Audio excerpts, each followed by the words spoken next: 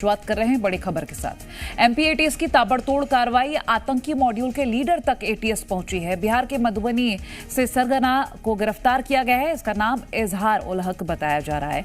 इजहार group in charge के तौर पर काम कर रहा था।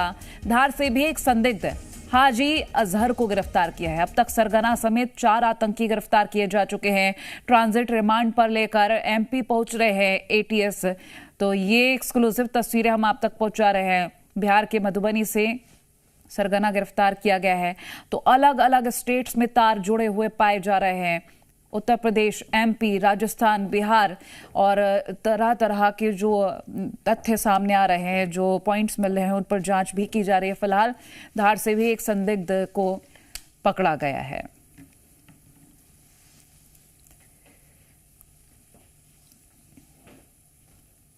तो अब तक जो गिरफ्तारियां हुई हैं, मोहम्मद फराज, नईम, शाकिर मेव और अब हाजी अजहर और सरगना उल हक।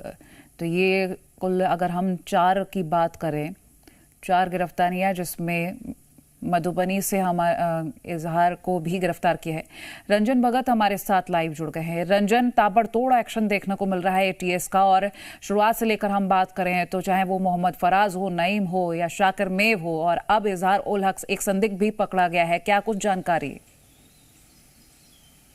जी बिल्कुल, देखिए, जिस दिन से आरोपी फराज को जो है गिरफ्तार किया गया है, उसके बाद से इस पूरे मामले में लगातार जो एटीएस मध्य प्रदेश है उसकी कार्रवाई देखी जा रही है। और अब तक बात करें तो 4 राज्यों से जो अलग अलग आतंकवादी गतिविधियों में शामिल लोग थे उनको गिरफ्तार करने का काम किया गया। सबसे पहले भोपाल के गाजी कैंप से फराज को गिरफ्तार किया गया। उसके बाद उत्तर प्रदेश से भी एक जो संदिग्ध है उसको गिरफ्तार किया गया। फिर राजस्थान के अलवर से गिरफ्तारी हुई।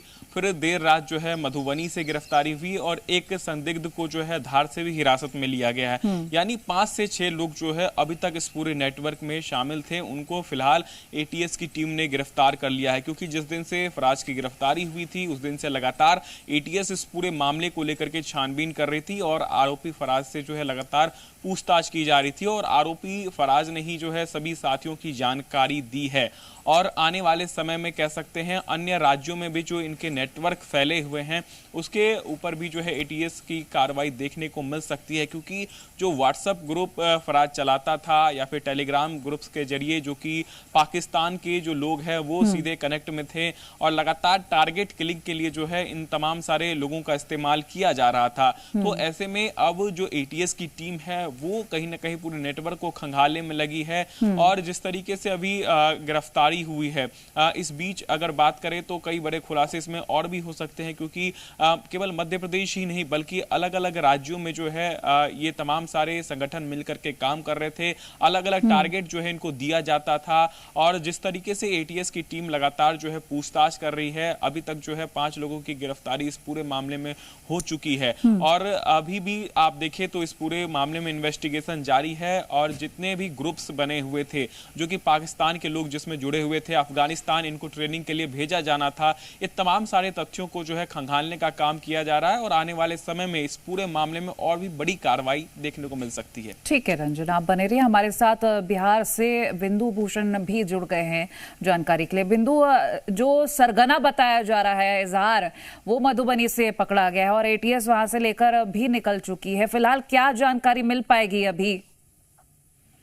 ये हैंडलर है जो पाकिस्तानी हैंडलर से जुड़ा हुआ था। ये मधुबनी के नगर थाना क्षेत्र के भवाड़ा मोहल्ला में इस्लामिया है, उसी में ये निवास करता था। और ये मूल रूप से पंडौल थाना के सरसोपाही नवटोल गांव का निवासी है। इसका पैतृक गांव है और ये मधुबनी में ही रह के पढ़ाई लिखाई करके और फिर यहाँ एक पढ़ाई संस्था में ये जुड़े हुए थे और मौलाना के रूप में कार्य कर रहे थे। तो ये Madhya Pradesh police team ATS की धमक होती है। आतंकवादी निरोधी दस्ता मध्य प्रदेश और बिहार एटीएस टीम मिल के इसको गिरफ्तार करती है। और इस अभियान में यहाँ हालांकि और कई संदिग्ध है, लेकिन तत्काल इसे गिरफ्तार कर फिर इसे पुलिस ले जाती है। और लगातार इसमें छानबीन की जा रही है। नेपाल सीमावर्ती इलाका होने की वजह से भी इस इलाके में लगातार आतंकवादी गतिविधियां, पूर्व में भी कई आतंकवादी गिरफ्तार हुए हैं, तो इसी से पुलिस इसके नेटवर्क को खंगाल रही है। इसके पास से 2 एंड्रॉयड मोबाइल भी जब्त किया गया है और छानबीन में जुटी हुई है पुलिस। जी चलिए बिंदु, शुक्रिया। रंजना, आपका भी शुक्रिया तमाम जानकारी हम तक पहुंचाने के लिए।